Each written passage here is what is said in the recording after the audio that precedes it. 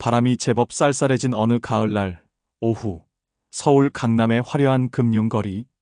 최고급 외제차들이 소리 없이 미끄러져 지나가고 잘 다려진 정장 차림의 사람들이 바쁜 걸음을 재촉하는 그곳에 어울리지 않는 한 사람이 서 있었습니다. 올해 79의 박영감. 며칠은 감지하는 듯 기름지고 헝클어진 머리, 여기저기 얼룩이 묻은 낡은 점퍼, 그리고 그의 주변을 맴도는 누구도 쉽사리 말하지 못할 그 퀴퀴한 냄새. 그는 자신이 왜 이곳에 서 있는지, 어디로 가야 하는지 전혀 기억하지 못하는 듯 그저 텅 빈 눈으로 높디 높은 빌딩들을 올려다볼 뿐이었습니다. 그의 손에는 낡은 천가방 하나만이 덩그러니 들려 있었습니다. 며칠째 끼니를 걸렀는지 허기가 극에 달했습니다. 희미해져가는 의식 속에서 박영감은 젊은 시절 아내와 함께 자주 가던 곰탕집의 뜨끈한 국물을 떠올렸습니다. 그래, 그 곰탕 한 그릇이면 기운을 차릴 수 있을 거야. 그는 본능처럼 그 곰탕집이 있었던 방향으로 발걸음을 옮기기 시작했습니다. 하지만 수십 년의 세월 동안 강남의 거리는 너무나도 변해 있었습니다. 낡은 곰탕집이 있던 자리에는 유리와 강철로 번쩍이는 거대한 퍼스트 클래스 은행의 본점 건물이 들어서 있었습니다. 치매로 인해 과거와 현재를 구분하지 못하게 된 박영감의 눈에는 그 거대한 은행 건물이 여전히 아내가 웃으며 자신을 맞아주던 곰탕집으로 보였습니다. 자동문이 윙 소리를 내며 열리자 안에서는 시원하고 쾌적한 공기와 함께 부드러운 클래식 음악이 흘러나왔습니다. 박영감은 그곳에 자신의 자리가 있을 것이라 믿으며 비틀거리는 걸음으로 안으로 들어섰습니다.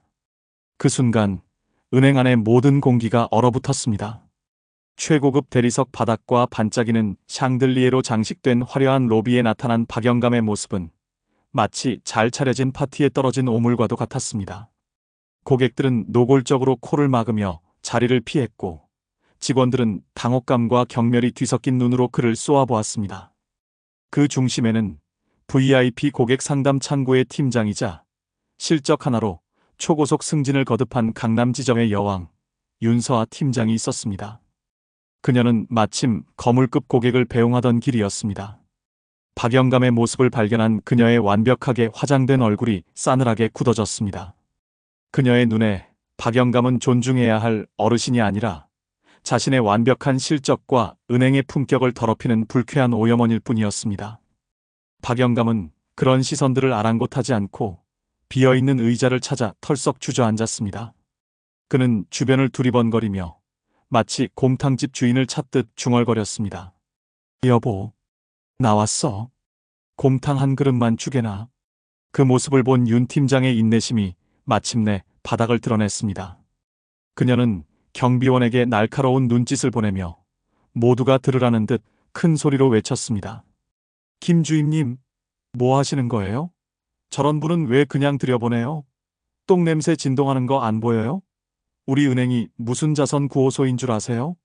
당장 내보내세요. 똥냄새라는 모멸적인 단어가 은행 로비 전체에 울려 퍼졌습니다. 몇몇 고객들은 키득거리며 비웃었고 직원들은 못 본 척 자신의 모니터만 바라보았습니다.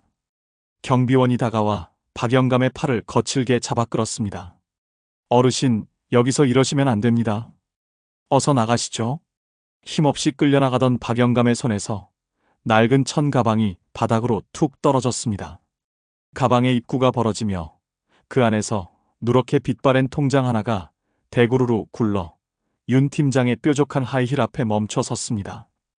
윤 팀장은 더럽다는 듯 통장을 구둣발로 툭 밀어내며 경비원에게 소리쳤습니다.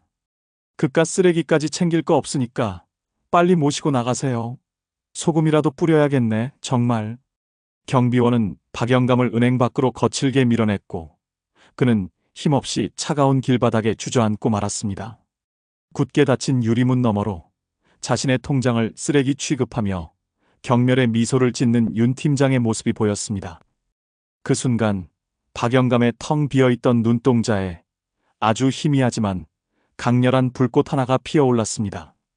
그날 밤 박영감은 자신의 집이 아닌 한 허름한 파출소의 의자에서 정신을 차렸습니다. 그를 발견한 순경이 건네준 따뜻한 차 한 잔에 그의 기억은 안개 속에서 조금씩 제 모습을 찾아가기 시작했습니다. 그는 자신이 대한민국 1세대 벤처 신화의 주인공이자 수천억 대의 자산을 운용하는 KP홀딩스의 숨겨진 창업주 박태산 회장이라는 사실을 기억해냈습니다. 아내와 사별한 후 극심한 우울증과 함께 찾아온 치매. 그는 모든 것을 내려놓고 조용히 사라지는 삶을 택했지만 오늘 낮에 겪었던 그 모멸적인 순간만큼은 뼛속까지 시리도록 선명하게 기억났습니다. 자신의 겉모습, 그 불쾌한 냄새 때문에 한 인간의 존엄성이 얼마나 쉽게 짓밟힐 수 있는지 그는 처절하게 깨달았습니다. 파출소에서 연락을 받고 한달음에 달려온 사람은 그의 평생 비서이자 유일한 말벗인 최 실장이었습니다.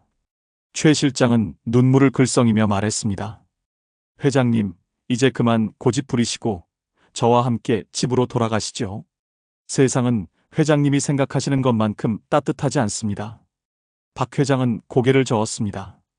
그의 눈빛은 더 이상 길 잃은 노인의 것이 아니었습니다. 그것은 거대한 폭풍을 앞둔 고요한 바다와도 같았습니다. 아니, 최 실장. 이제 집으로 돌아갈 때가 된 것 같네. 하지만 그냥 돌아갈 순 없지. 내일 아침 자네가 내 대신 좀 다녀와야 할 곳이 있어. 퍼스트클래스 은행 강남 본점으로. 다음 날 아침 퍼스트클래스 은행 강남 본점의 VIP 상담실은 아침부터 긴장감이 감돌았습니다. 대한민국 재계의 거물 KP홀딩스의 최 실장이 직접 방문을 예고했기 때문입니다. 윤서아 팀장은 며칠 전부터 밤을 새워가며 KP홀딩스의 모든 자료를 분석하고 최고의 시나리오를 준비했습니다. 이번 계약만 성사시키면 자신은 본사 임원 자리까지 넘볼 수 있으리란 야망에 부풀어 있었습니다. 마침내 문이 열리고 최 실장이 들어섰습니다. 윤 팀장은 온갖 아양을 떨며 그를 맞이했습니다. 최 실장님, 귀한 걸음 해주셔서 정말 영광입니다.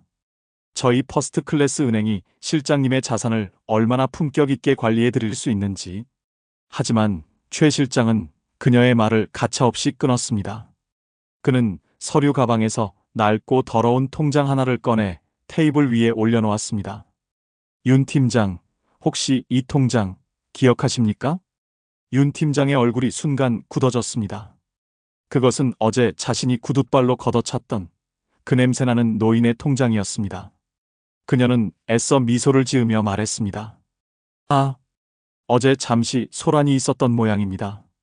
저희가 잘 처리했으니 그런 사소한 일은 신경 쓰지 않으셔도. 최 실장의 표정이 싸늘하게 변했습니다. 사소한 일이라고요? 윤 팀장, 당신이 어제 똥냄새 난다며 길바닥으로 내쫓은 그분이 바로 이 통장의 주인이자 당신이 그렇게 유치하고 싶어하는 KP홀딩스의 창업주 박태산 회장님이십니다. 그 순간 상담실 안의 모든 공기가 폭발 직전의 시한폭탄처럼 팽팽해졌습니다. 윤 팀장의 얼굴은 새하얗게 질려 핏기라고는 찾아볼 수 없었습니다. 네, 그럴 리가. 그 노인네가. 아니, 그 어르신이. 최 실장은 자리에서 일어나 그녀를 내려다보며 마지막 통보를 전했습니다. 박태산 회장님께서는 오늘부로 저희 KP홀딩스와 관련된 모든 자산을 귀은행에서 전액 인출하라고 지시하셨습니다. 회장님의 개인 예금은 물론 우리 회사의 주거래 은행도 오늘부로 변경될 겁니다. 아, 그리고 회장님께서 윤 팀장님께 꼭 전해달라고 하신 말씀이 있습니다. 최 실장은 잠시 숨을 고른 뒤 박 회장의 말을 그대로 전했습니다. 사람의 가치는 겉모습이나 냄새로 판단하는 것이 아니네. 진짜 가치는 그 사람의 마음에 있는 법이지. 당신은 돈의 냄새는 잘 맡을지 몰라도 사람의 마음에서 나는 향기는 전혀 맡지 못하는군. 당신 같은 사람에게는 내 돈뿐만 아니라 내 마음조차 단 1원어치도 맡길 수 없겠네. 최 실장이 떠난 뒤 퍼스트클래스 은행은 그야말로 초토화되었습니다. KP홀딩스의 자산이 빠져나간다는 소문은 증권가의 삽시간에 퍼졌고 은행의 주가는 폭락하기 시작했습니다. 은행의 신뢰도에 치명적인 타격을 입은 것입니다. 본사에서는 긴급 감사가 시작되었고 윤서아 팀장은 당연히 모든 책임을 지고 그 자리에서 해고되었습니다. 그녀가 평생을 바쳐 쌓아 올린 화려한 경력과 명성은 단 하루 만에 신기루처럼 사라져버렸습니다. 이 사건은 강남 지점의 똥냄새 통장 사건이라는 이름으로 금융가 전체에 회자되었습니다. 모든 은행은 고객응대 매뉴얼을 전면 수정했고, 특히 시니어 고객응대 특별교육을 필수 과정으로 도입했습니다. 겉모습으로 고객을 판단하는 것은 금융인의 가장 큰 수치라는 교훈이 뼈아픈 대가와 함께 그들 사이에 자리 잡게 된 것입니다. 한편 자신의 저택으로 돌아온 박태산 회장은 예전과는 다른 삶을 살기 시작했습니다. 그는 자신의 전 재산을 사회에 환원하여 태산복지재단을 설립했습니다. 그리고 그 첫 번째 사업으로 치매와 우울증으로 고통받는 노인들을 위한 국내 최고의 마음치유센터를 건립했습니다. 그곳은 비싼 병실이 아닌 따뜻한 흙냄새와 향기로운 꽃향기가 가득한 곳이었습니다. 센터의 가장 햇살이 잘 드는 곳에는 커다란 곰탕 가마솥이 걸렸습니다. 박 회장은 매일 아침 그곳에서 직접 곰탕을 끓여 자신처럼 길을 잃고 상처받은 노인들에게 따뜻한 한 끼를 대접했습니다. 그의 곁에는 늘 오래된 친구 최 실장이 함께했습니다. 그 사람의 진정한 가치는 그가 입은 옷이나 그에게서 나는 향기가 아니라 그가 가진 마음의 향기로 결정됩니다. 한 인간의 존엄성을 짓밟는 오만한 태도는 결국 자신을 파멸에 이르게 하고, 상처받은 이들을 향한 진심 어린 마음은 세상을 바꾸는 가장 큰 힘이 될 수 있다는 것. 박태산 회장의 뜨끈한 곰탕 한 그릇은 우리에게 바로 그 소중하고 깊은 진리를 오래도록 따뜻한 온기로 전해주고 있습니다.